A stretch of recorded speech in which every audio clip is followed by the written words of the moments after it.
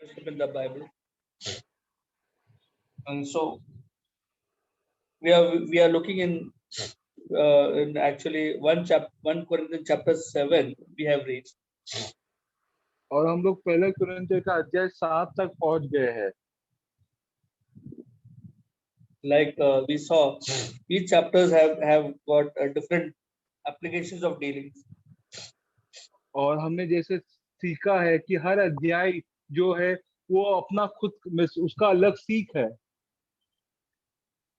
To get the detailed enjoyment from the Bible, I request can recommend going to our previous recording messages to get the fuller enjoyment of how the Lord helped us to understand various aspects of truth, and we derived light out of it, and that in that light we were so blessed, and we enjoyed our beautiful fellowship.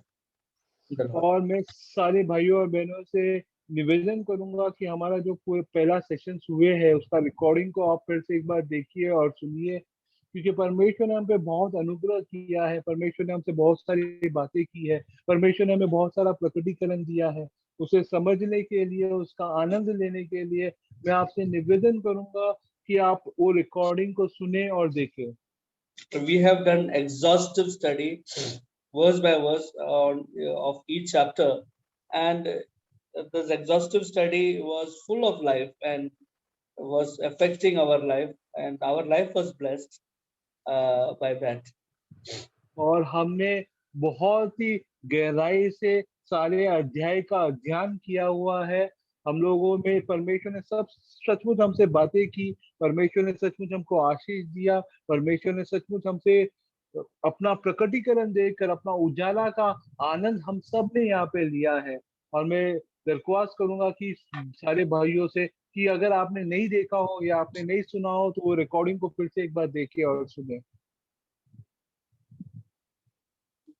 During these days, whenever we had a Bible study, I have experienced, I can testify what it really means to be blessed in the light of the revelation, in the light of the truth, what it actually means to dwell in that light which shines from the face of God.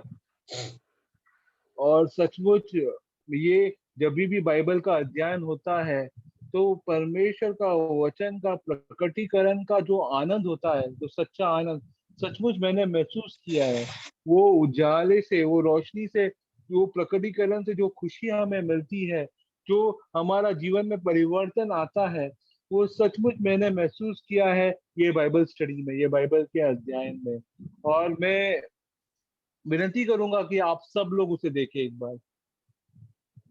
If at all, if we are focused to serve the Lord, if that is the focus, I'm sure the Lord will give abundance of the knowledge of His word to us. और अगर हमारा ध्यान इस पे है कि हम परमेश्वर का वचन का अध्ययन करना चाहते हैं, परमेश्वर का वचन से सीखना चाहते हैं, तो मैं विश्वास करता हूँ कि परमेश्वर सब कुछ हमसे बातें करेगा और परमेश्वर सचमुच अपनी गहराई की बातें हमें बताएगा. Because these are the words of life, and the more we advance in life, the more we mature and grow in life, we can that life enables us to be fruitful, and that a fruit is always for others to enjoy. Our fruit developed in us is for others to enjoy. It is basically to serve the Lord in this manner. We are really blessed. तो जैसे हम ये सारे वचन का अध्ययन करते हैं, जैसे हम गहराई से बाइबल को पढ़ते हैं, तो परमेश्वर का फल हमारे अंदर उत्पन्न होता है. परमेश्वर का आत्मा अपने फल को हमारे अंदर उत्पन्न करता है. और ये सारा फल जो है वो दूसरे भाइयों को आनंद उठाने के लिए है. दूसरे भाई जो पवित्र आत्मा हमारे अंदर फल उत्पन्न करता है ये अध्ययन के द्वारा, ये सारे फल जो हमारे अंदर उत्पन्न होते हैं उसका आनंद जो है वो दूसरे भाई लोग उठाते हैं. For example, if a couple, if a believer is able to live a proper testimony in Christ, full of fruits, what happens is he becomes a testimony in his house, and his house becomes a representation of the God's family in a singular way. Uh, Such a person becomes capable to even be used in the church, in the building up of the church, for building up other houses of God. Uh, और जो व्यक्ति परमेश्वर से आत्मा के प्रेरणा के द्वारा Bible का अध्ययन करता है, वो सचमुच एक गवाही बनता है। सबसे पहले वो गवाही बनता है अपने परिवार के लिए। वो परिवार के लोग सचमुच मसीह का कार्य को, परमेश्वर का सामर्थ्य को उसके अंदर देखते हैं, और सबसे पहले वो एक परिवार के लिए उदाहरण, एक गवाही बन जाता है। और ऐसा भाई जो है, जो परिवार के लिए एक उदाहरण, एक गवाही बन चुका है, जहाँ पे परिवार के लोग परमेश्वर मसीह का सामर्थ्य को उसके द्वारा देखते हैं, मसीह का फल, आत्मा का फल को उसके अंदर देखते हैं, ऐसा भाई जो है वो फिर कलीसिया के लिए भी काम में आता है, और वो कलीसिया के लिए भी मदद करता है। when I say he becomes a help in the church, it's not an ordinary thing, because there's a difference between just being a help and just in a ministry in the church, and and being a powerful minister in the church, being a powerful and effective minister in the church. That's a difference. So such a person, who is not able to have a testimony in his own house, he cannot be a powerful witness or a effect. He cannot bring effect in the church. He may testify every Sunday. He may speak encouraging words and go back, but there will not be power behind those words. There will be no generation of life and power uh, by such ministry. So when the Lord will weigh and calculate the amount of the quality of the ministry, it will be considered so poor. So it's not how much we minister, but how we minister. That is what the real crux of the matter is. और जब मैं कहता हूँ कि ऐसा भाई जो है वो कलीसिया के लिए मदद होगा, उसका अर्थ ये नहीं है करके वो सेविकाई करेगा। सेविकाई तो हम सब करते हैं, लेकिन वो सेविकाई का जो प्रभाव होगा उसका वो अलग हो रहेगा। जो भाई अपने घर में पहले गवाही बन जाता है, जो भाई जो है वो अपने घर में, परिवार के लोग जो है सचमुच वो मसीह का सामर्थ को उसके अंदर देखते हैं। जब वो लोग देखते हैं कि पवित्र आत्मा का फल उसमें है, और ऐसा भाई जब कलीसिया में आता है और कलीसिया की में सेविकाई करता है, उसका प्रभाव अलग रहेगा। ये महत्वपूर्ण नहीं है कि कौन कितना सेविकाई कर रहा है, ये महत्वपूर्ण है कि कौन किस उद्देश्य से सेविकाई कर रहा है और उसका प्रभाव कितना हो रहा है। तो वो भाई जो परिवार के लिए एक गवाही है, जो परिवार में परमेश्वर का सामर्थ को प्रकट कर पाता है, वो भाई जब कलीसिया में आता है और सेविकाई करता है, परमेश्वर का वचन बोलता है, उसका प्रभाव अलग होता है। That is the reason we are doing Bible study. Why are we doing Bible study? So that we become an effective vessels, a powerful testimony by the increase of the life measure. We become a tough, powerful, and uh, we become troublemakers. Wherever we go. That kind of effectiveness. और जब मैं कहता हूँ करके हम लोग जो है वो मसीह के लिए, परमेश्वर के लिए सामर्थ्यशाली बन जाएंगे, उसका अर्थ क्या है? मतलब उसका अर्थ है करके हम दुविधा लाने वाले लोग बन जाते हैं, हम लोग लोगों के अंदर गड़बड़ी लाने वाले लोग हो जाते हैं। That kind of effect the ministry through us will be worked out when we are so moved by the Holy Spirit. When the Word of God is filled in us, enriched, is enriching and bubbling in us, and we become a testimony in Jerusalem, then we become testimony in Samaria also. And so when we have become testimony in Samaria, we become testimony in Judea also. This way, and to the ends of the world. This is how the spiritual, there is a law and logic behind it. और जब हम लोग एक घर में, अपने घर में गवाह बन जाते हैं, परमेश्वर का सामर्थ को दिखाते हैं, हम सचमुच ऐसे लोग बन जाते हैं। सबसे पहले हम एक जेरूसलम में गवाह बनते हैं, उसके बाद हम लोग सामरिया में भी गवाह बन जाते हैं। हम वो लोग बनते हैं जिसके द्वारा परमेश्वर का सामर्थ प्रकट होता है। Can you just elaborate on troublemaker? Maybe people may not take it in a wrong way. People will not, wherever Paul used to go, the accusation would come to him that he is making trouble, he is making so and so trouble wherever he is. That is the accusation they used to bring. Even to Jesus also, he is creating trouble, he is teaching wrong things. In this way, when it comes to the threat to their own self, exalted opinions and teachings, false teachings of others, when it becomes a threat to them because of our enforcement of truth, because of our speaking of truth, what happens is we become troublemakers for them. और जब हम लोग कहते हैं कि हम लोगों के कारण लोगों में गड़बड़ी होती है या दुविधा होता है, उसका अर्थ ये है कि जैसे अपोस्तल पौलुस था, जैसे प्रभु यीशु मसीह स्वयं थे, वो जहाँ कहीं भी जाते थे वहां पे लोग उनको बोलते थे कि तुम्हारे कारण यहाँ पे झगड़ा हो रहा है या तुम्हारे कारण किसी प्रकार की गड़बड़ी हो रही है। क्यों? क्योंकि लोग जो है वो अपने मन में, अपने समझ में एकदम सही अपने आप को बड़ा ज्ञानी समझते थे। और जब प्रभु यीशु मसीह अपोस्तल पौल आके उनको परमेश्वर का वचन बताते थे या परमेश्वर का ज्ञान देते थे, वो उनको सहन नहीं होता था और उसके कारण दुविधा होती थी। So this is not a negative troublemaker. This is a positive troublemaker. This is a troublemaker for the enemy. We are troublemakers for enemy. Enemy is troubled because of us, because we are carrying heavy arms and ammunition, carrying and bombarding them. So it's trouble. They are not able to enjoy rest.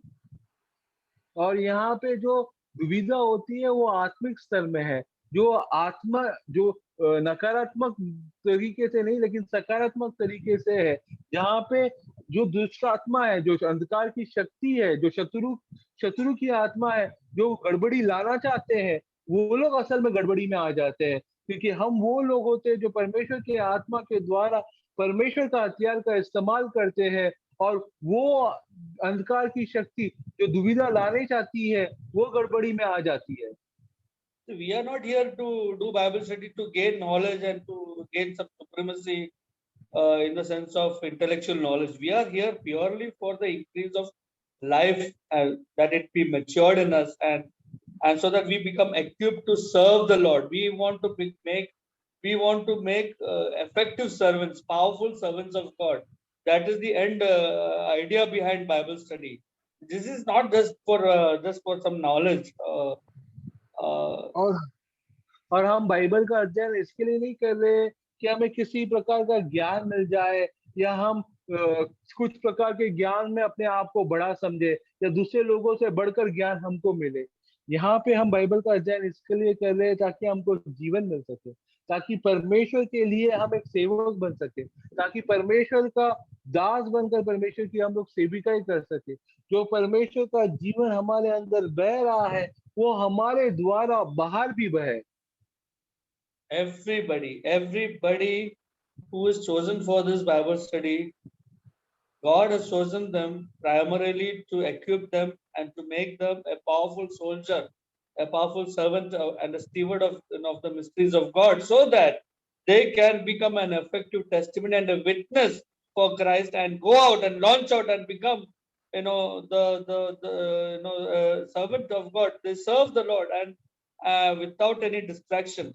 That is the purpose behind this Bible study, because the enemy, has distracted us a lot, and we cannot give him now any more tools in his hand to distract us. God's purpose for our life must pass through, must come to accomplish. Let us be very clear about this, whether you believe or not, whether you know or not. All those who are called for this Bible study, they are called to be servants of God, whether you believe it or not. I told this to my wife also. Your primary aim is not to serve me. You are the chosen vessel of God to serve the Lord. You are a servant of God. Don't forget that. और हर एक व्यक्ति जो ये Bible का अध्ययन में है, आता है या परमेश्वर ने चुना है कि आप बाइबल के अध्ययन करें, उसे समझना ये बात हो कि परमेश्वर ने आपको चुना है उसकी सेवा करने के लिए, परमेश्वर ने आपको चुना है उसकी महिमा के लिए, परमेश्वर ने आपको चुना है कि आप उसके दास के रूप में उसकी सेवा करें। यहाँ पे परमेश्वर का दास होने का, परमेश्वर का सेवक होने का अर्थ क्या है? जहाँ पे हम परमेश्वर के लिए गवाही बनते, एक सकारात्मक गवाही बनते। मैंने अपने पत्नी से भी कहा है कि तुम जो हो, तुम्हारा जो काम है, सबसे पहले है परमेश्वर की सेवा करना, उसके बाद मेरी सेवा करना है। Every information, every message behind commandments which Paul gave in various chapters, his intent was that they would be matured up in life and they would understand their role and play, how much they are being witness and being a testimony is, and their works, is so important in the kingdom of God's building up work. So this is what Paul's idea. Paul is in building up work. Paul is God is entrusted him with that work to build the church. His aim and focus, he is very clear. He is not blurred in his vision. He is very clear. He is want to build up all the stones, ensure all the stones are carved and cut properly, shaped up nicely, and fitted up to become a building and a temple of God for God's inhabitation in spirit.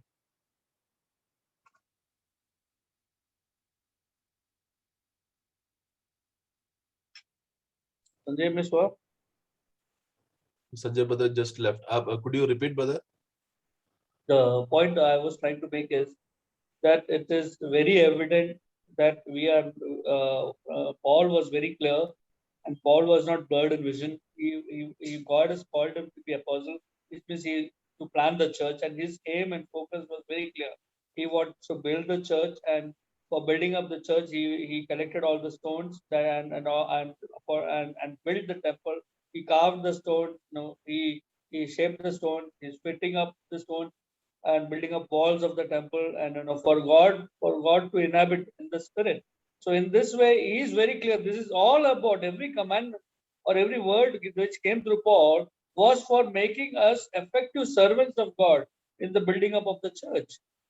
और परमेश्वर ने, हम देखते हैं कि पौलुस को जब इस्तेमाल किया था, पौलुस जब प्रभु के सेवा के लिए इस्तेमाल हो रहा था, वो अच्छी तरह से प्रभु का सेवा के लिए पूर्ण रीति से मग्न होकर चलने वाला व्यक्ति था। वो कोई अंधापन की अवस्था में या धुंधलापन की अवस्था में नहीं, बल्कि वो अच्छी तरह से वो जानता था कि वो प्रभु का राज्य के लिए वो इस्तेमाल हो रहा है। किस तरह वो एक एक गांवों में जाते समय, एक एक जगह पे जाते समय में वहां पर कलीसिया उत्पन्न होता था, एक एक पत्थरों को इकट्ठा करता था, कलीसिया उत्पन्न होता था। इस रीति से, पूर्ण रीति से प्रभु का सेवा के लिए इस्तेमाल हुआ पौलुस। He knew that the law Satan had come to distract them in many ways, and they lost the focus और वो which was जान there गया था initially. कि शैतान ने वहां पर आया, उनके बीच में आया है, और जिस रीति से प्रभु का कलीसिया बढ़ना चाहिए था, उस रीति से वो लोग हट गए, गिर गए थे, बहक गए थे। तो और ये बात पौलुस जान चुका था, which is very clearly evident when we read verse 35. और ये बहुत स्पष्ट है जब 37:35. 7:35 जब पढ़ते समय में वापस स्पष्ट रीति से हम देख सकते हैं। And this I say for your own profit, not that I may put a leash on you, but for what is proper, and that you may serve the Lord without distraction. That is the reason why he's writing all these things. और वो पौलुस इसलिए ये बात समझ गया था, वो इसलिए वो कहता है कि मैं इसलिए ये तुम्हारा लाभ के लिए ये मैं कह रहा हूँ, तुम्हें कोई फंसाने के लिए नहीं, वरन इसलिए कि मैं ये जानना चाहता हूँ कि तुम लोग कैसे प्रभु का राज्य के लिए तुम इस्तेमाल हो जाओ। It is all about how we can be an effective servant or service in the Lord. So that is the aim. और तुम लोग सब एक चित होकर प्रभु की सेवा में लगे रहो, ये था पौलुस का सबसे बड़ा लक्ष्य भाइयों के विषय में। Paul was very clear. He was uncompromising. He was very clear and focused in his race. और पौलुस बहुत ही सतर्क था, उसमें कोई भी संदेह या कंफ्यूजन नहीं था। वो सही रीति से कोई भी विषय में वो समझौता कर नहीं जाता था, बल्कि सही रीति से, स्पष्ट रीति से वो देखकर वो अच्छे वीर के समान दौड़ रहा था। Seriously, one thing, if I can close this Bible study and ask everyone to pray, is about this matter. Can we really ask the Lord, Lord, am I not distracted from the real purpose that you have called me for? What are those areas? How am I got distracted from the real purpose? My real calling was to serve you. How can I forget that? I'm supposed to be your servant. I'm supposed to serve you. and how I got distracted with various responsibilities and other things and the worldly affairs, and how it has drifted me away at the end of the day.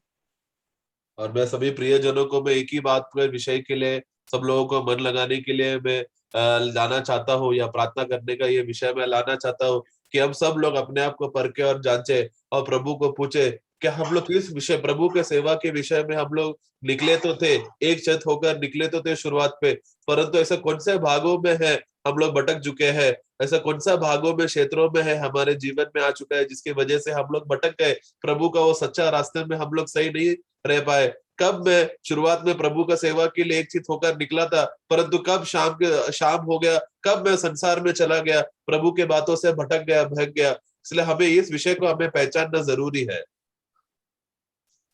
Every child of God, every youth, they have their responsibilities. और हर एक जवान, हर एक परमेश्वर का जन, हर एक युवक अपने आप को ये जिम्मेदारी लेना है और पूछना है प्रभु को। They have a career. We know that they have a career, and they have to be focused, and they have to enter in the world, job, work, and all those things are there. After completing the studies, but they are not the reason why you were called, why you were born on this earth. They are not the reason. और हम जानते हैं हम सबके पास जिम्मेदारी होता है। They are not your ultimate calling.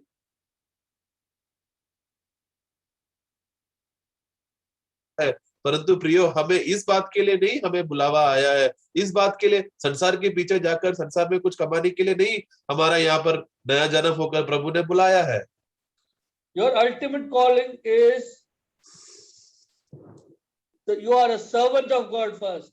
Then you are whatever may be, a accountant or engineer or a doctor or some management student or management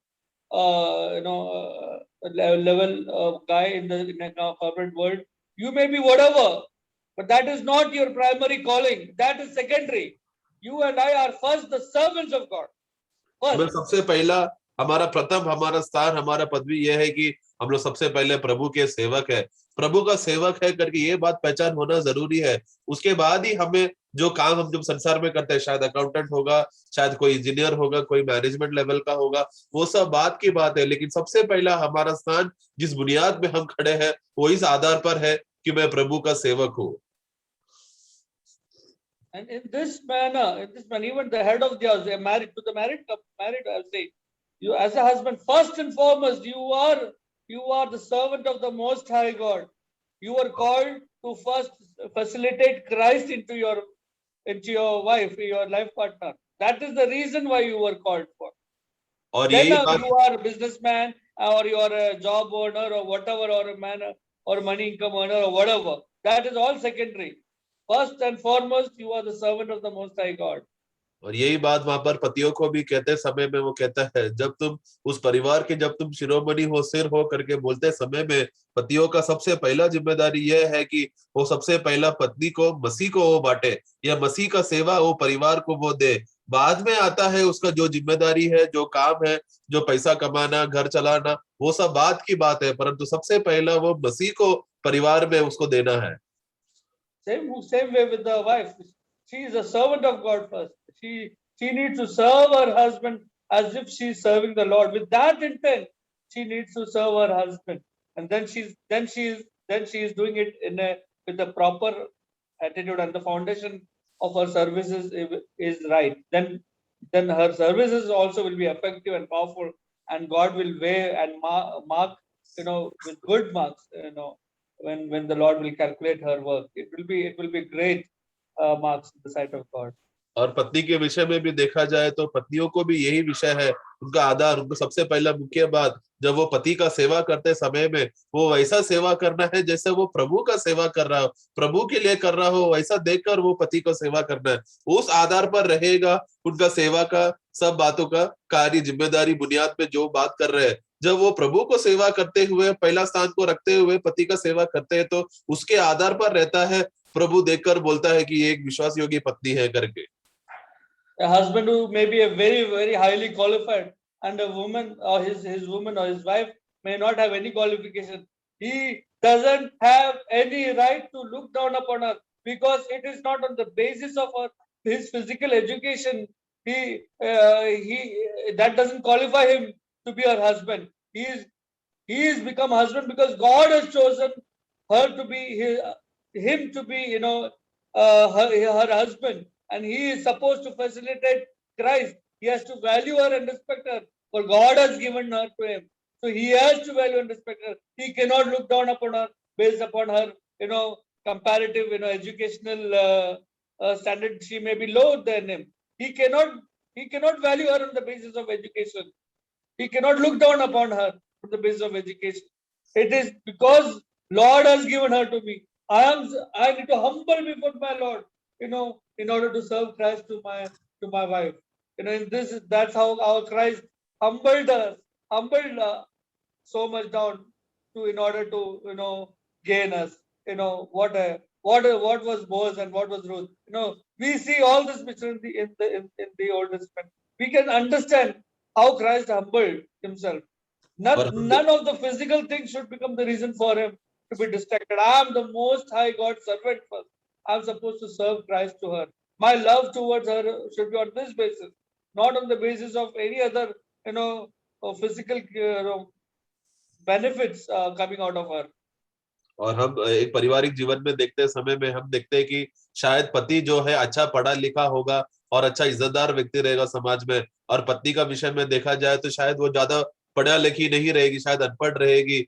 ये सब बातें ये अगर एक परिवार में ऐसा अवस्था रहते समय में पति के पास कोई भी अधिकार नहीं है पति को नीचे देखने के लिए बोलकर, तू अनपढ़ है, तू पढ़ा लिखा नहीं है, छोटा घराने का है बोलकर, पति के पास कोई भी अधिकार नहीं है पत्नी को नीचे देखने के लिए। पति को एक बात समझना है कि प्रभु जब ये विवाह का रिश्ते में तुम लोग प्रवेश करते समय में ये प्रभु है जो रिश्ता लाया है, ये प्रभु है जो विवाह किया है, इसलिए प्रभु का गवाही परिवार में रहते समय में पति के पास अधिकार नहीं है पत्नी को नीचे देखने का। उसका शारीरिक योग्यता के अवस्था को देखकर नहीं पत्नी को नीचे देखना है, बल्कि उसका जिम्मेदारी ये है कि ये प्रभु ने मुझे दिया हुआ ये व्यक्ति है, ये प्रभु ने, क्योंकि प्रभु ने ये परिवार को बनाया है बोलकर वो जिम्मेदार होकर वो अपने आप को नम्र कर वो उसको पत्नी को प्रेम करना है। यही सेम स्वभाव हम मसीह का जीवन में भी हम देखते हैं। परमेश्वर के सामने हमारा क्या योग्यता था, क्या अवस्था था, फिर भी प्रभु ने अपने आप को झुकाया, अपने आप को नम्र कर वो नीचे आकर हमारा सेवा करने के लिए, हमें बचाने के लिए आया।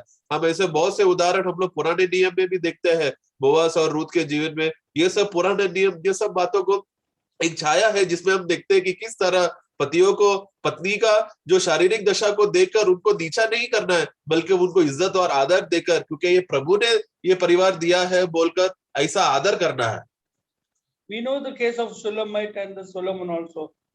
और हम लोग सोलोमन और सोलोमाइट के जीवन को भी हम जानते हैं। Was there any lack of love by Solomon towards Shulamite? और क्या ऐसा कुछ भी सोलोमन की ओर से सोलोमाइट के विषय जीवन के लिए प्रेम के विषय में कुछ भी कमी था क्या सोलोमन को? In this way, our dedication towards our wife, for the married, I say, should be purely on the basis of this understanding. और इसके लिए विवाहित लोगों को मैं ये कहना चाहता हूँ, हमारा प्रेम का रिश्ता इस तरह प्रभु में रहकर हमें आदर के साथ पत्नी को प्रेम करना है। The same way goes with wife. Now, she may be more qualified and her husband, suppose, is less qualified. She cannot look down upon him on the basis of his qualification. She needs to honor him as her master. She needs to honor him as a man of God. Needs to be honored, and that is how the husband has to take his position of being an effective servant of God first. Otherwise, how can his wife respect him? How can his wife see the Christ in him? First, let us see Christ in you. So in this way, we both complement one another. We both help one another. We both serve one another, and we both remind one another. My wife reminds me so many times when I become little frivolous, little out of control. When all things are goody mood. My wife reminds me, you are a servant of God. Don't forget that. So, I'm blessed. She reminds me, let us help one another. It's not to provoke one another. It is not to look down upon another. It's not to insult and put down one another. We need to encourage one another when we forget our position. और पत्नी का विषय में भी यही अवस्था हमें देखना है। शायद एक घराने में पत्नी होगी जिसका जो ज्यादा योग्य है, ज्यादा पढ़ा लिखा है, और पति शायद अनपढ़ रहेगा या छोटे परिवार से रहेगा, तो पत्नी का जिम्मेदारी भी अगर अब देखा जाए तो भी वो इस तरह पति को नीचे देख नहीं सकती, बल्कि वो ये देख रही है कि प्रभु ने हमें ये परिवार को जोड़ा है, तो मुझे आदर के साथ मुझे मेरा पति को इज्जत देकर समर्पण करना है, आदर करना है मेरा पति को, क्योंकि प्रभु ने मुझे ये पति को दिया है बोलकर, और मेरा पति एक प्रभु का दास है बोलकर उसको अपने आप को नम्र करना है। इस तरह पारिवारिक जीवन में दोनों को, पति पत्नी एक दूसरे को नम्र होकर, एक दूसरे को आदर करते हुए, एक दूसरे का प्रेम में और सेवा में बने रहना है। एक दूसरे को वो लोग समझकर, एक दूसरे को बढ़ावा देकर, एक दूसरे को प्रोत्साहन करना है। पति का जीवन में अगर कुछ तकलीफ हो तो पति को प्रोत्साहन करना है, पत्नी का जीवन में कुछ तकलीफ हो तो पति को प्रोत्साहन करना है। इस तरह एक दूसरे को बढ़ावा देकर, प्रोत्साहन करके वो लोग प्रेम में, वो लोग एक दूसरे में बढ़ना है। मेरे जीवन में भी देखा जाए तो जब भी मेरा जीवन में, जब हमारे जीवन सब सुकून से जाते समय में, तुरंत मेरा पत्नी मुझे याद दिलाता है, देखो हम लोग सुकून का अभी अवस्था में चल रहे हैं तो भी हम लोग अपना मनमानी में नहीं जी सकते, क्योंकि आप प्रभु के दास हो, इसलिए प्रभु का उस भय में हमें जीना है बोलकर तुरंत वो मुझे याद दिलाते। इस तरह हम क्या करते हैं, तुरंत मैं उस बोध्य में आकर समर्पण करता हूँ। इस तरह पति पत्नी एक दूसरे को प्रेम में आदर करते हुए एक दूसरे को सपोर्ट करके चलना है। दोनों झगड़ालू होकर झगड़ा नहीं लाना है, बल्कि एक दूसरे में प्रेम में रहकर, समझकर मसीह में बढ़ना है। You know, that is in verse 7 and 8, if you see chapter 7 verse 7 and 8, और 7 और 8 में जब हम पढ़ते हैं, Paul says, for I wish that all men were even as I am myself, but each one has his own gift from God, one in this manner and another in that. तो वहां पर कहता है कि मैं चाहता हूं कि तुम सब लोग मेरे जैसे बनो, वैसे ही कि जैसा मैं हूं वैसे ही सब मनुष्य हो, परंतु हर एक परमेश्वर की ओर से विषय विषय में वरदान है।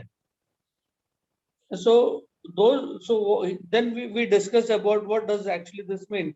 There's a gift from God available, that's a grace available, that you do not think of marrying. Marriage becomes a distraction for you to serve the Lord. So your body, you would be, that is the reason Paul is saying, it is all with related to the service of the Lord.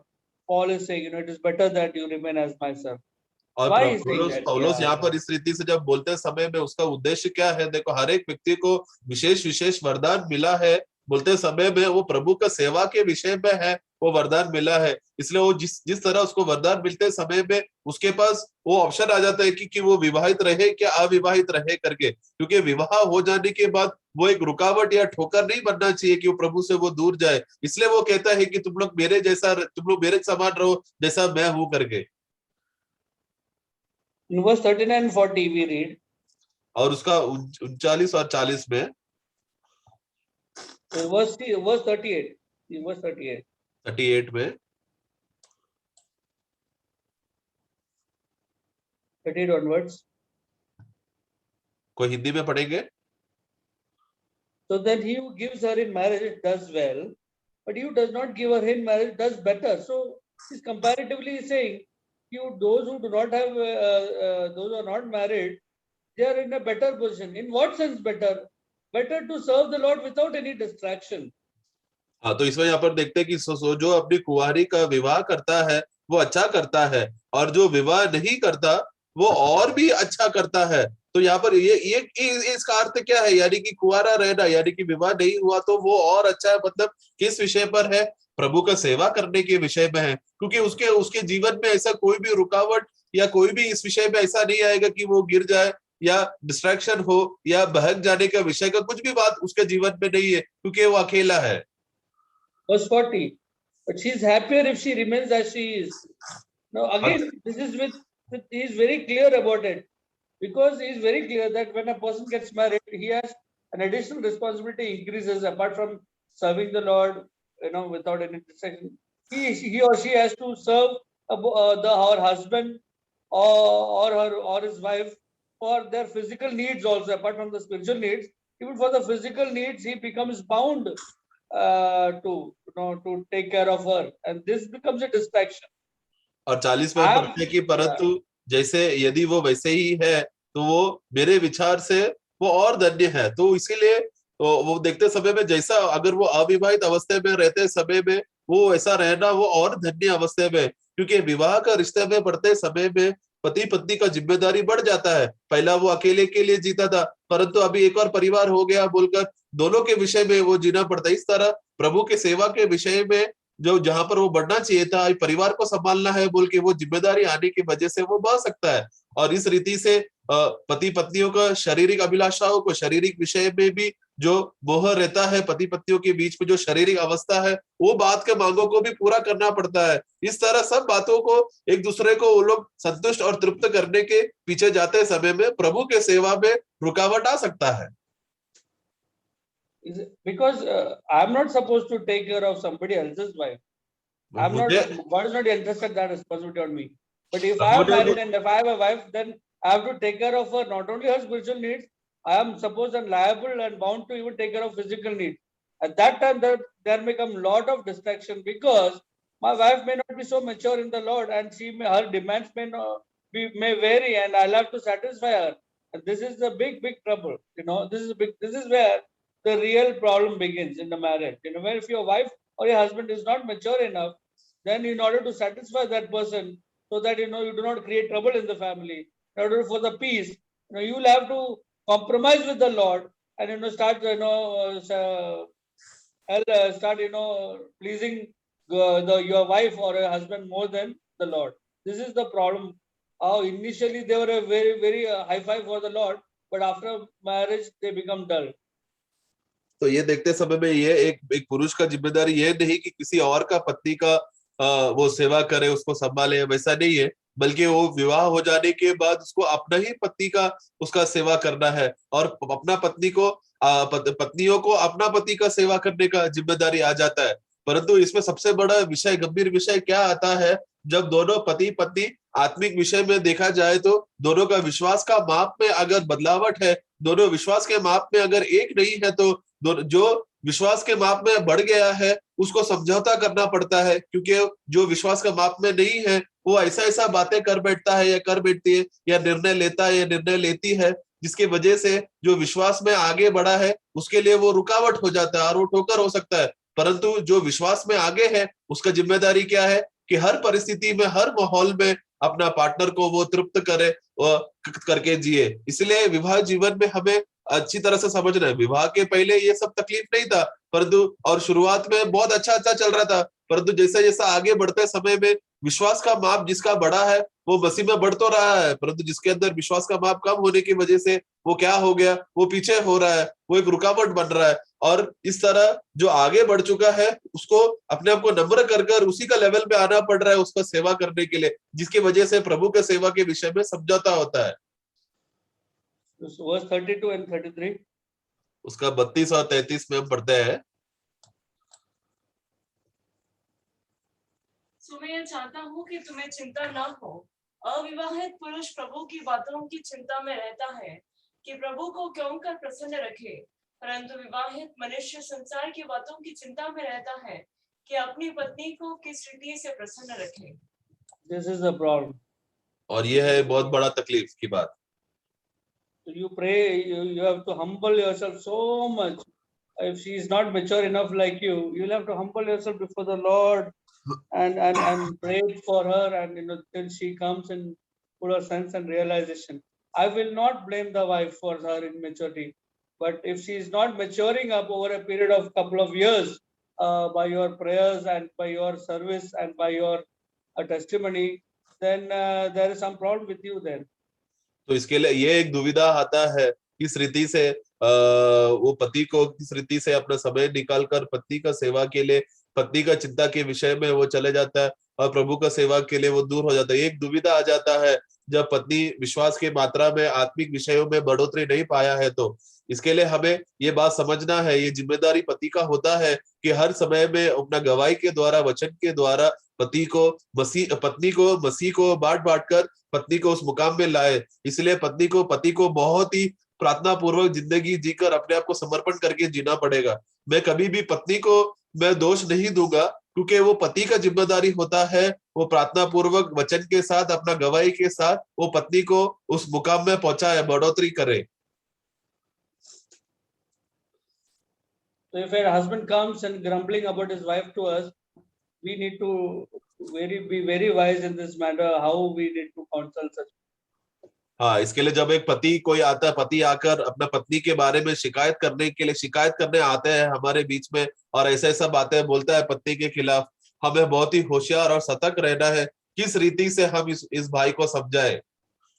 Because God has not done any mistake in giving such a wife to him. क्योंकि प्रभु ने कोई गलती नहीं किया उस रीति का पत्नी देकर। He has given an appropriate, nice, fleshly wife to him. क्योंकि प्रभु ने उसको एक अच्छे रीति से एक अच्छा शारीरिक पत्नी उसको दिया है। Fleshly, nice, full of fleshly nature. हाँ, God purposely allowed. तो और प्रभु ने जानबूझकर उसको इस रीति का शारीरिक स्वभाव से भरा हुआ एक पत्नी दिया है। Because God wanted to make you first. God wants to make you strong. God wants to beautify you first, full of Christ. क्योंकि सबसे पहले प्रभु तुझे प्रभु को प्राप्त करना चाहता है। प्रभु चाहता है कि तुझे मसीह में सुंदर बनाकर प्रभु के राज्य के लिए एक योग्य पात्र बनाए, इसलिए प्रभु पहले तुझे इस्तेमाल करना चाहता है, इसलिए इस तरीका का पत्नी दिया। So our Lord Jesus also went through a lot of brokenness. He became broken, for that, so that he would become a vessel and a testimony for us now. So that हमारा प्रभु भी इसी रीति से अपने आप इसी रीति से गया। वो बहुत टूटा हुआ अवस्था में गया, बहुत पिसा हुआ अवस्था में गया, किस तरह एक अच्छा गवाही रूपी जीवन जिए ताकि हमें उसका गवाही का फायदा हो सके। Paul also said the same thing, so that in me the Lord may accomplish his testimony of long suffering. And so God had to deal with me first. So when the dealing was complete in him, he became such a mighty useful vessel in the church building up, in the service of God. और पौलुस के विषय में भी देखा जाए तो यही गवाही पौलुस भी देता है। पौलुस कहता है कि सबसे पहला प्रभु को मेरे अंदर कार्य करना पड़ा ताकि मैं प्रभु के लिए उपलब्ध हो सकूं, एक अच्छा गवाही पूर्वक सेवक के लिए मैं उपलब्ध हो सकूं, मैं तैयार हो सकूं। और जब मैं तैयार हो गया तब मैं एक सच्चा योग्य पात्र बना, प्रभु का सेवा के लिए एक अच्छा गवाह बना। God has not done mistake by giving you that kind of wife. If you first have that realization that your Lord is a good Lord, if he is a good Lord, then he has not done wrong thing by allowing such a wife to be given to me. If she is never born again, then also you must say, Lord, thank you for giving me such a wife. That would help you to become like Christ. The more you become like Christ, the more and more you are blessed and your ranks are rising up. But in spite of your becoming holier and holier, if there is no change coming in your wife, today or tomorrow either she will be departed from your life or God will take your life away from her. In this way, God will graduate you to the purpose for which you were called in. So that you don't worry. Your purpose is that you become like Christ and you give Christ to her. You do not wait, and expect that she also become like Christ, and she also changes. Then only I will also be good to her. No, irrespective of what, she is a weaker vessel. You have no condition, left. You have without any condition. You are supposed to live Christ and give Christ to her, and you have to die for her. Amen. इसलिए इस विषय में देखते समय में ये पति का जिम्मेदारी होता है किस रीति से पत्नी को हर अवस्था में उसको प्रेम करते रहे। प्रभु ने कोई भी गलती नहीं किया, तुम्हें इस रीति से शारीरिक स्वभाव से भरा हुआ एक पत्नी दिया होगा बोलकर प्रभु ने गलती नहीं किया है, बल्कि प्रभु ने तेरा भलाई के लिए, तेरा आत्मिक उन्नति के लिए तुझे इस रीति का पत्नी दिया है, क्योंकि प्रभु चाहता है कि वो तुझे पाए, तुझे मसीह में एक उपयोगी पात्र बने, तू विश्वास में बढ़े, इसके लिए है। तो शायद तुम्हारे जीवन में ऐसा भी हो सकता है कि तुमको एक ऐसा पत्नी मिला होगा जिसका नया जन्म भी नहीं हुआ होगा, उस अवस्था में भी वो तुम्हारा लाभ के लिए है, तुम्हारा आत्मिक उन्नति के लिए है। हम लोग प्रभु को इसके खिलाफ शिकायत नहीं कर सकते, बल्कि हर हालत में हमें अपने आप को नम्र होकर प्रभु को धन्यवाद देते हुए, प्रभु आपने दिया उसका उद्देश्य है बोलकर नम्र होना ताकि तुम बढ़े। और उसी के साथ साथ तुम्हारा जिम्मेदारी क्या होता है, हर समय में, हर वक्त में अपना गवाही के द्वारा मसीह को बांटते रहे, प्रभु का प्रेम उसको देते रहे और मसीह का गवाही उसको देते रहे। भले ही वो विश्वास में बढ़ रही हो या ना हो, तुम्हारा काम प्रतिदिन मसीह में उसको बढ़ोतरी का वचन देकर उसको प्रोत्साहन कर उसको बढ़ाते रहना है। तो ऐसा तो आगे चलकर क्या होगा, आगे चलकर भले ही वो अगर वो बढ़ रही है तो पारिवारिक जीवन में उन्नति होगा, लाभ होगा, और नहीं हुआ तो भी वो उसमें प्रभु वो देखेगा, प्रभु क्या करेगा, या तो तुझे वो पत्नी से तुझे अलग कर देगा, या तो प्रभु तुझे उठा लेगा। इस रीति तो इसीलिए इस रीति से प्रभु क्या कर रहा है, तुम्हारा उन्नति उस अवस्था से, उस परिस्थिति से वो करेगा। तुम आगे बढ़ते रहोगे यदि तुम विश्वासी योग्य होकर, नम्र होकर सेवा करते रहा तो। So the problem of many men today are that they think they are full of Christ, while and their wife is fleshly, but it's exactly opposite. They are not even, their eyes are not open to see this. This is the problem of the selfish Adamic man. He thinks he is right, and then his wife is a mistaken person. परंतु आज सबसे बड़ा दुविधा का विषय क्या हो चुका है कि सभी पुरुष लोग, सभी पति लोग ये सोचते हैं कि मैं पूरा मसीह में, मैं सही हूँ, मैं मसीह में हूँ इसलिए मैं सही हूँ करके, और पत्नी मुझे ऐसा हो गया है बोलकर वो लोग अपने आप को, वो लोग पत्नी के ऊपर जिम्मेदारी गलत फहमी डालकर वो लोग अपने आप को बचाने का कोशिश करते हैं। परंतु वैसा नहीं है प्रियो, प्रभु ने जानबूझकर ऐसा दिया है ताकि तुम मसीह में सही रीति से बढ़ सके। परंतु आज अधिकतर पति लोग ये बात पहचान नहीं पा रहे हैं कि उन लोग में भी गलती है करके, या कमी है करके। Many wives, they begin to grumble and nag about their husband, not thinking that it is her. She is the one who is fleshly, and her poor husband is the one who is suffering. और इसकी वजह से क्या होता है, बहुत से पतियों इस रीति से शारीरिक स्वभाव वो दिखाते रखता है, कुड़कुड़ाने लगता है, और बहुत से पतियों को हम देखते हैं शांत रहकर सुनता रहता है।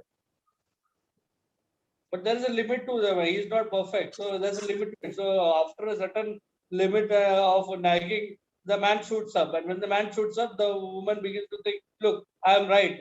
This is how my husband is. He is good for nothing." और फिर क्या होता है, एक समय रहता है जिसके वजह से समय तक वो पति ये सब बातें बर्दाश्त कर सकता है। एक सीमा रहता है जिस विषय तक पति इस तरह, पत्नियां इस तरह कुड़कुड़ाते रहते हैं समय में, पति के जीवन में एक सीमा रहता है कि वो ये सब बातें वो सहन करे। और क्या वो सीमा पार हो जाता है तो पति भी गुस्सा कर लेता है, तो गुस्सा करता है तो पति क्या बोलता है, देखा मैंने शुरुआत में ही बोला था ना तुम ऐसे ही स्वभाव के हो, बोलकर इस तरह पत्नी वापस पति के ऊपर वो डाल देता है। This is the way Satan is trying to use weaker vessel to bring distraction in the house. I will blame only not blame, I will only call and encourage and exhort husband that you are the head of the house. You have to take your position and break away. Even if your wife is begin to nag and see all kind of negative, you are the one who is supposed to pray for her and overcome all the hurdles. You'll have to bear with her, with all her scruples, with weakness. You have to actually come out victorious, more than conqueror first. Then you can expect your wife will definitely be sanctified over a period of time. और ये शैतान ये इस रीति से पारिवारिक जीवन में दुविधा और झगड़ा लाने का, समस्या वो पारिवारिक जीवन में लाने का कोशिश करता है। वो हमेशा कमजोर पात्र को इस्तेमाल करता है पारिवारिक जीवन में फूट लाने के लिए। इसलिए मैं हमेशा पतियों को ही मैं बोलूंगा, उनके ऊपर मैं इल्जाम नहीं लगा रहा, बल्कि मैं प्रोत्साहन करना चाहता हूँ कि पतियों को तुरंत ही पत्नी का ये स्वभाव को देखकर उन्हें है प्रार्थना पूर्वक अपना जीवन को समर्पण करके प्रभु के विषय में अपना पति को समर्पण करना है, प्रार्थना पूर्वक इस विषय में रहना है, ताकि तुम पहला इस विषय में विजय प्राप्त करके जयवंत हो जाओ, ताकि उसका लाभ बाद में आगे चलकर पत्नी को मिल सके। इसलिए तुम्हें सबसे पहला नम्र होना जरूरी है। I would say that you are the more blessed, the more your wife is fleshly nature, the more you are blessed, brother. The Lord is calling you. Faster will be the work of perfecting in you. Yes. Once God has perfected you, God will definitely stop. He will not continue.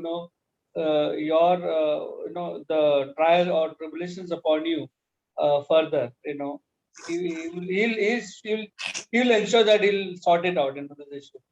और मैं इस विषय में मैं कहना चाहता हूँ कि वो पति, वो धन्य है वो पति जिसका पत्नी ज्यादा शारीरिक है, क्योंकि वो पति का जीवन में प्रभु का वो सिद्धता का मुकाम उस भाई में जल्दी और फुर्ती से वो कार्य होगा जितना उसका पत्नी शारीरिक है। तो ये जो इसके वजह से जितना जल्दी अगर तुम्हारे जीवन में अगर मसीहत का वो सिद्धता पूरा होगा, उतना जल्दी तुम्हारे वो तकलीफें क्लेश कम होते रहेगा, ताकि क्योंकि ये मसीह का विषय में तुम्हारा बुलावट है। आगे जब तुम उस मुकाम में पहुंचोगे तो फिर प्रभु तुझे और तकलीफ नहीं देगा। So you understand first, you are Lord's servant. इसके लिए सबसे पहला हमें समझना है कि तुम अपने आप में तुम्हें पहचानना है, सबसे पहला मैं प्रभु का दास हूँ। And so since you are Lord's servant, you are freed. You are a freed man. You are not under the bondage of any other clutches. और ये इस रीति से तुम्हें समझना है कि क्योंकि तू अभी प्रभु का दास हो चुका है, बोला तो अब तू सब बाकी सब बातों से तू स्वतंत्र हो चुका है, अब तू कोई बंधन में फंसा हुआ नहीं है। Your satisfaction should be, is my Lord's face happy when he looks at me? Is his face shining towards me at the end of the day? That should be your satisfaction. Not your not a beautiful wife coming and sitting on your lap and feeding ice cream to you. That should not be your satisfaction. That will go away the next day. I'm telling you. और अंतिम दिन में देखा जाए तो हमारा सबसे बड़ा तृप्तता इस बात पर होना चाहिए कि आज का जीवन जब मैं जीते समय में क्या सचमुच प्रभु का चेहरा मेरे और देखते समय में तृप्त और खुश है क्या नहीं, क्या मैं सचमुच प्रभु के लिए उपयोगी पात्र हो चुका हूं कि नहीं, ये बात पर मेरा आनंद होना चाहिए, इस बात पर मेरा तृप्तता होना चाहिए। मेरा खुशी इस बात का नहीं है कि दिन के अंत में पत्नी मेरा बाहों में आकर बैठ गई और मुझे आइसक्रीम खिला रही है, वो आज का दिन मेरा कितना अच्छा गया बोलकर उस बात का खुशी नहीं है, क्योंकि आज पत्नी तुम्हारे साथ अच्छा रहेगा, परंतु कल ऐसा होना जरूरी नहीं है। परंतु मेरा जिम्मेदारी यह है कि क्या सचमुच प्रभु मेरे ये जीवन से खुश है कि नहीं, क्या मैं प्रभु के लिए योग्य पात्र बन चुका है कि नहीं, ये बात को देखना जिम्मेदारी है मेरी। You are the servant of the Most High God, whether you believe it or not, whether you accept it or not. You are called with that calling. क्योंकि मैं सर्व प्रधान सर्व शक्तिशाली परमेश्वर का मैं एक सेवक हूँ, भले तुम ये बात को देखते हो कि नहीं, भले ये बात का पहचान तुम्हें मिला है कि नहीं, परंतु सच्चाई तो यही है। Yes, you are the servant of the Most High God. और तुम सचमुच महान परमेश्वर का तुम एक सेवक हो। Young boys aspiring for career, young girls aspiring for the job, I can encourage you only one thing. You are God's servant first. Your Lord's servant first. और युवकों को मैं बताना चाहता हूँ जो अपना दुनिया में तुम्हें बड़ा जो नाम कमाने के पीछे जा रहे हैं, जो अपना दुनिया में तुम लोग कमाई के लिए तुम लोग जो समय बिताना के लिए अभी तुम लोग आगे बढ़ने वाले हो, मैं तुमको एक बात बताना चाहता हूँ, तुम लोग सबसे पहले तुम लोग प्रभु के सेवक हो। Do not get distracted by the life's goals and careers. First ensure wherever I am, wherever God calling me, will I be able to serve the Lord wherever I am, God calling, wherever job I'll be applying for, wherever job I will be, wherever college I will be, or wherever school I will be, wherever I am I able to serve the Lord there? Will I be able to serve the Lord there? Your calling is that first. First you need to serve Christ before you can serve your services to anybody else. हर एक युवक का यही जिम्मेदारी है कि सबसे पहला वो देखे मैं जिस अवस्थे में जिस परिस्थिति में हूँ, संसार का लाभ के लिए संसार का कमाई के लिए मैं ना जाऊं, बल्कि जिस अवस्था में रहते समय में, जिस कॉलेज में, जिस स्कूल में, जिस काम के लिए मैं नौकरी के लिए मैं जा रहा हूँ, उस सब जगहों पर सब परिस्थितियों में क्या सबसे पहला मैं मसीह का सेवा के लिए मैं तैयार हूं कि नहीं, मसीह के लिए उपलब्ध हो कि नहीं, ये बात को देखना है। क्योंकि सबसे पहला मैं मसीह का सेवक हूँ, उसके बाद मैं आगे का काम देख रहा है। तो पहला मुझे मसीह का सेवक बनना है जिस परिस्थिति में जिस जगह पर प्रभु ने मुझे रखा है। And we read verse 20 onwards. और जब हम 20 से पढ़ते हैं, 20 पढ़े, हर एक जन जिस दशा में बुलाया गया है उसी में रहे। 21 यदि तू दास की दशा में बुलाया गया हो तो चिंता न कर, परंतु यदि तू स्वतंत्र हो सके तो ऐसा ही काम कर। 22 क्योंकि जो दास की दशा में प्रभु में बुलाया गया है वह प्रभु का स्वतंत्र किया हुआ है, और वैसे ही जो स्वतंत्रता की दशा में बुलाया गया है वह मसीह का दास है। 23 तुम दाम देकर मोल लिए गए हो, मनुष्यों के दास न बनो। Verse 24. हे भाइयों, जो कोई जिस दशा में बुलाया गया हो वह उसी में परमेश्वर के साथ रहे। Now, what has this Paul got to do with this paraphrase in introducing in between this marriage council? What is got that? और पौलुस को इस रीति से वाक्य क्यों विवाह के बीच में इस तरह ये बातों को लाना है, इस अर्थ में विवाह के विषय में बात करते समय में इस तरह का बातें क्यों बोल रहा है? You please understand that marriage is not primarily done for you. Marriage has been done. You have married primarily for the Lord. You are first God's servant. Because God is calling me, and I need God. God wants to serve Christ into me. For that reason, I should be available. And for that reason, let me enter into marry, so that whoever God gives me, I am also supposed to give that Christ to her. For this reason, primarily you are married. क्योंकि सबसे Fleshly पहला तुम्हारा comfort and other things are secondary. They are there. They are secondary, but not primarily. Primarily, you are called in whenever if you're called to marry, you are called to serve Christ into one another, into your wife, and wife into husband. That is the Okay. first calling. क्योंकि प्रथम बात हमें समझना है कि मैं विवाह करते समय में मैं मेरे लिए, मेरा समाधान के लिए, मेरे तृप्तता के लिए नहीं मैं विवाह कर रहा हूँ। प्रथम मुद्दा यह है कि मैं प्रभु का एक सेवक हूँ और प्रभु की इच्छा के अनुसार है जो मैंने ये विवाह का रिश्ते में मैं प्रवेश किया है। अगर मुझे बुलावट है कि मैं विवाह करने के लिए, तो इसका मतलब क्या है? मेरा प्रथम बात यह है कि किस तरह मैं मसीह को मैं सेवा करूं, मसीह का गवाही को मैं पत्नी को मैं बांट सकूं, ये मेरा प्रथम बात है। हाँ, उसके बाद प्रभु में जो पत्नी को तृप्त करना, हमारे शारीरिक अभिलाषा को तृप्त करना, ये सब बातें हैं, परंतु दूसरा बात है, प्रथम विषय ये है कि किस तरह मैं मसीह को उसमें मैं सेवा मैं करूं।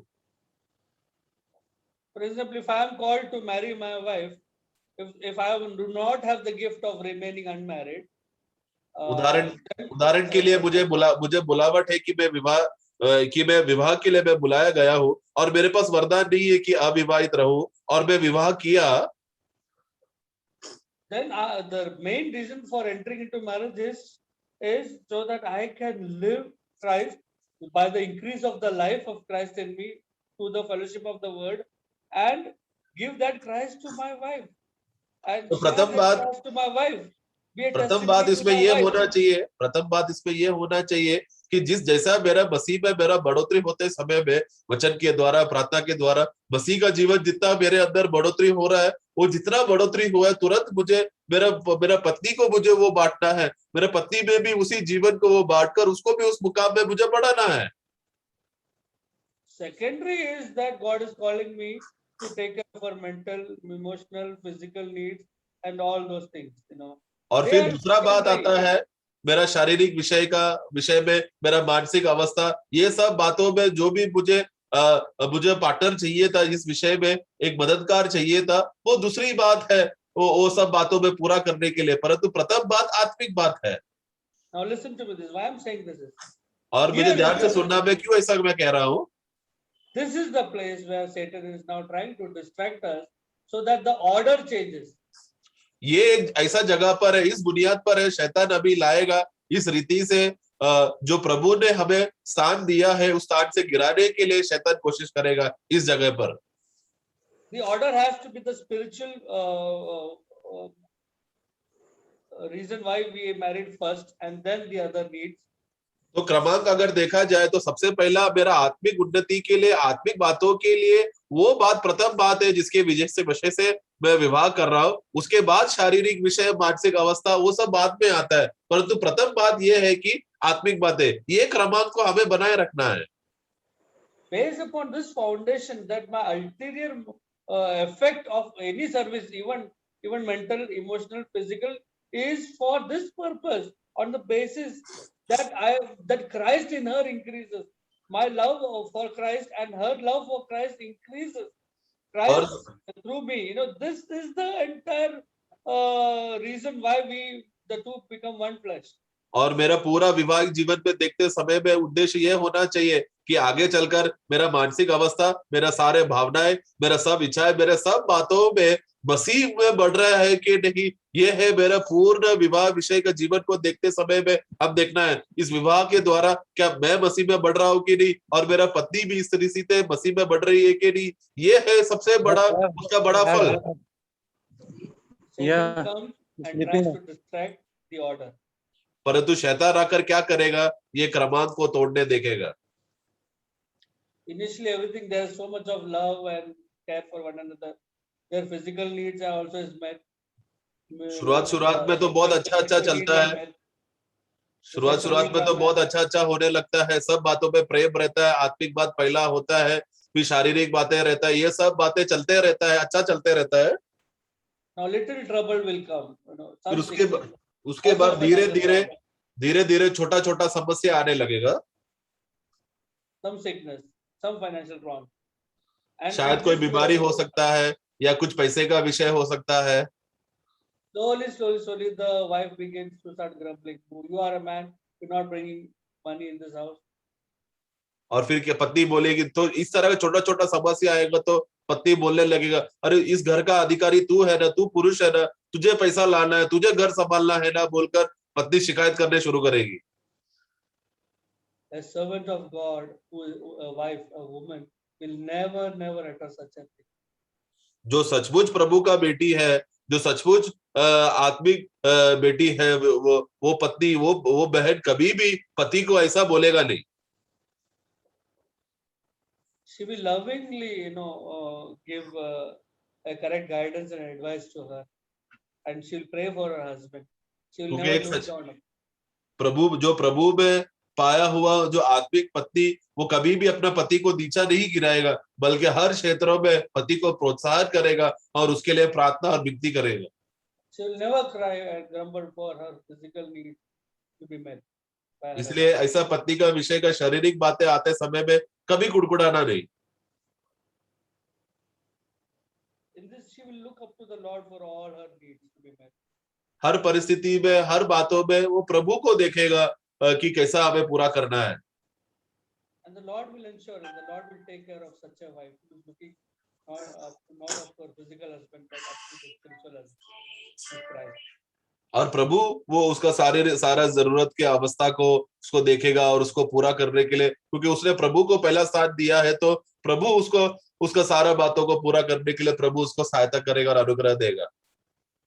She will be satisfied with whatever the Lord gives her to her husband. और फिर इस रीति से पत्नी प्रभु ने जो भी पारिवारिक जीवन के लिए दिया है बोलकर पत्नी ये बात को देकर वो खुश रहेगी, वो तृप्त रहेगी, क्योंकि प्रभु ने ऐसा किया है बोलकर वो तृप्त रहेगी। ये है सच्चा आत्मिक पत्नी का स्वभाव। It's a great sacrifice. और वो बहुत बड़ी कुर्बानी कर रही है। And so a husband has to look up to the Lord for the service. और उसी रीति से पति भी सब अवस्था के लिए प्रभु की ओर देखना है। He should not, forget that he's the Lord's servant and, start going to the world, somehow start, hogging and trying to make money by somehow, just to satisfy and put the money at her feet. और पति कभी भी इस विषय का संतुलन ना खोते हुए, घर में पैसा नहीं है, तकलीफ है बोलकर, कैसे भी मैं संसार में जाऊंगा, थोड़ा कमाऊंगा, ये करूंगा और कमा कर मैं पत्नी के हाथ में पैसा दूंगा बोलकर वो ऐसा नहीं करना है। वो He has to trust the Lord and look up to the Lord for the provision. Amen. वो अपना the calling. He needs to. God will, rain blessings if he set his priorities right. If Christ is his foundation, if Christ is the priority, pleasing the Lord is the priority. I'm telling you, he will receive great help, and heaven's door will be, blessings will be opened up for him. The Lord will make a way for him. पति कभी भी अपना संतुलन ना खोते हुए संसार में ना जाए कमाने के लिए, बल्कि एक सच्चा आत्मिक पति क्या करेगा, प्रभु मेरा मालिक है, मेरा परिवार को चलाने वाला प्रभु है बोलकर वो प्रभु के और वो आश्रय करेगा। यदि उसने अपना सब बातों में, सब क्षेत्रों में, सब बातें अगर मसीह में उसने सही करके रखा है, उसका संतुलन मसीह में सही है, तो प्रभु उसका आगे की बातों को चलाएगा और उसको सब समस्या से बचाकर आगे करेगा। Because there's a person who knows his calling, in his heart there will be great peace abiding, that my Lord will, because I'm honoring the Lord and his calling, the Lord will provide for my physical needs, not only mine but my entire family. So this Lord has to provide. तो जब वो जिस बुलावट से बुलावा उसको मिला है, उस विषय में उसको अच्छे रीति से अगर बोध्य रहेगा तो अंदर वो बहुत तृप्त रहेगा, भले ही बाहर शारीरिक रीति से बहुत तकलीफ हो, प्रभु ने मुझे बुलाया है करके इस बात का बोध्य रहते समय में वो एकदम तृप्त और आनंद रहेगा, गड़बड़ी में नहीं जाएगा, संतुलन नहीं खोएगा, अपना आपा नहीं खोएगा, बल्कि प्रभु ने मुझे बुलाया है, प्रभु ने मुझे भी संभालेगा, मेरा पारिवारिक जीवन को संभालेगा बोलकर वो समर्पण करेगा। We know about such a one in the Bible. और ऐसे लोगों के बारे में हम जानते हैं, बाइबल में भी हम देखते हैं ऐसा गवाही के भाइयों को। Such a man was this person. He said, Lord, I'll follow you till wherever you are, and I'll be there. I'll never leave you. And you are my master. Where will I go? You have the words of eternal life. Where shall I go? Such a man. when the Lord was crucified, he started troubling. Oh, what will I feed my wife? Master is gone now. What to do? तो हम So जानते हैं कि ऐसा again व्यक्ति kept को, weeping. प्रभु का एक ऐसा चेले को हम जानते हैं जो आरंभ में हम देखो प्रभु के साथ रहते समय में कहने लगा, प्रभु मैं तेरे साथ अंत तक रहूंगा, कुछ भी दुविधा हो, तकलीफ हो, मैं तुझे नहीं छोड़ूंगा, मैं तुझे नहीं त्यागूंगा, मैं तेरे साथ रहूंगा करके बोलने वाला ये चेला जब प्रभु क्रूस में चला गया और वो मर गया तो वो कुड़कुड़ाने लगा और वो सोचने लगा, अरे अभी मैं क्या करूंगा, मेरा मालिक चला गया, अब मैं मेरा परिवार को कैसा देखूंगा, देखभाल करूंगा बोलकर शिकायत करने लगा। And then he launches out, takes his boat and goes out fishing, takes up his net. और फिर God उसने appears. उसने क्या किया, वो आगे बढ़ा और जहाज को लिया और जाली को लिया और फिर मच्छी पकड़ने के लिए गया और बाकी थोड़ा चेले को भी लेकर गया। Why do you think he went? और क्यों ऐसा किया उसने? Of course, to take care of his wife and children. और ये अपने परिवार को संभालने के लिए उसने ऐसा किया। We all have responsibilities. We understand. God sympathizes with us. Jesus और Christ came to Peter, not in an angry way, but in a very sympathizing way. और हम प्रभु जानता है, वो हमारे पर दया करता है क्योंकि वो जानता है कि हमें इस दुनिया में जीते समय में परिवार का देखभाल करने का जिम्मेदारी हमारे ऊपर है बोलकर प्रभु ये जानता है, इस विषय में वो दयावान है। इसलिए प्रभु खुद पत्रोस के पास आकर उसको प्रोत्साहन करने के लिए आते समय में वो गुस्से में नहीं आता, बल्कि एकदम नम्र होकर दया पूर्वक रहकर पत्रोस को समझाता है। The Lord understands that Paul did not go back to fishing with happiness. Paul went there with the stress. Paul went with because he was disappointed. Paul, because Lord was no more there, so he had no hope. Our case is not such a thing. We know that our Lord lives. We know our Lord has never left us. We know the same Lord who blessed Peter abundantly, he will also bless us also, and he take care of our physical needs. Let's continue to look up to him. Once we have decided to follow him, let us not return back in this setup. He will take care of all our physical needs. और प्रभु पत्रोस का जीवन का गवाही अच्छी रीति से जानता था। पत्रोस का इसलिए प्रभु पत्रोस के जीवन में देखा जाए तो पत्रोस जब पकड़ने जाते समय नहीं जा रहा है, बल्कि वो बहुत दुखी से जा रहा है, वो बहुत तकलीफ में वो जा रहा है क्योंकि आगे का क्या होगा बोलकर वो एकदम बहुत बड़ा समस्या में आ चुका था, दुविधा में पड़ चुका था, इसलिए वो जा रहा था मच्छी पकड़ने के लिए। और फिर हम देखते हैं प्रभु उसको प्रोत्साहन करता है। परंतु हमारा विषय देखा जाए तो हमारा वैसा नहीं है, जैसा प्रभु का पत्रोस का जीवन का जो अनुभव हुआ हमारा वैसा नहीं है। प्रभु ने हमें कभी छोड़ा नहीं है, हमें कभी त्यागा नहीं है, इसलिए हमें अंत तक प्रभु की उपस्थिति में विश्वास योग्य रहना है। Lord has called us to be an effective vessel, even in the matter of money. The reason why God gives money to us is not for us to enjoy. It is for us to become again useful for the brothers, for the church matters. So when God sees our heart and mind is upright and we are well focused, we know our relationship with money, how much we value that. When we know that, then the Lord will definitely open up the blessings. Why so many times the Lord doesn't open up the blessings of financial is because you are not prepared to handle that properly. You will consume it for your own lust. So we let every brother and sister understand this, that you need to set your priorities in order perfectly. You need to value our Lord the Most High, the Most High level.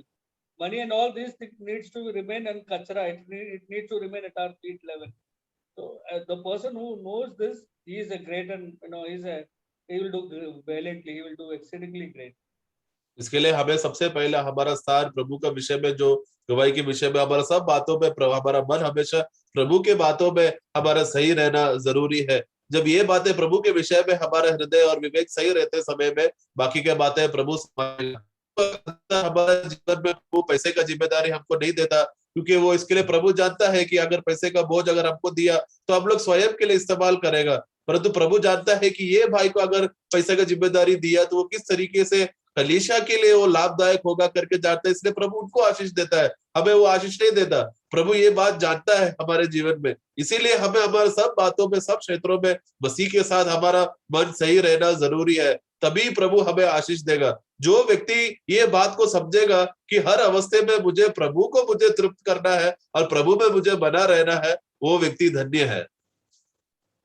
keep your, as I said, let this priorities, let this chronology be properly maintained. Let not be distracted in maintaining this in our yes, family. इसलिए हमारा विश्वास के जीवन में जो क्रमांक मैंने जो पहला बताया कि पहला क्रमांक आत्मिक बातें हैं, उसके बाद है शारीरिक बातें, ये क्रमांक के विषय में हम लोग पूरा यत्न से हम लोग कोशिश करें कि ये क्रमांक टूटे ना, पहला हमेशा आत्मिक बात में बना रहने के लिए हम लोग यत्न करते रहे। Amen. Amen. I don't want to talk much, so I think time is also running. Praise the Lord. Yeah, I believe brothers have been blessed and helped. और मैं ज्यादा नहीं बोलना चाहता, मैं विश्वास करता हूँ समय भी हो गया, और मैं विश्वास करता हूँ कि सभी भाई लोग इस विषय में वो लोग आशीषित है करके आज का संदेश के द्वारा। I'm very clear about chapter 7 that Paul's reason for writing counseling married women and virgin was only for this purpose, that the Lord may be served without any distraction. आमेन आमेन। और मैं इस विषय में संपूर्ण रीति से मैं ये मानता हूँ, और मैं ये विश्वास है कि पौलुस को जब पहला कोरिन्थियों 7वां अध्याय लिखते समय में विवाहित लोगों को जब वो बात बोलते समय में उसका उद्देश्य यही है, इस आधार पर है कि मसीह में हमारा बढ़ोतरी हो जाए। If you all want to take up case by case basis anything, any verse that you have not understand, we can help you. We all can meditate and help you understand. और अगर कोई भाई को ऐसा कोई विषय है, कोई वाक्य है इस 7वां अध्याय में जो व्यक्ति इस विषय में जो समझा ना हो और समझना चाहते हो, तो आप लोग बताना, हम लोग सब सहायता करेंगे व्यक्तिगत रीति से। हम लोग सब लोग इस मीटिंग के द्वारा हम लोग उस वाक्य को लेकर हम लोग समझाने का कोशिश करेंगे।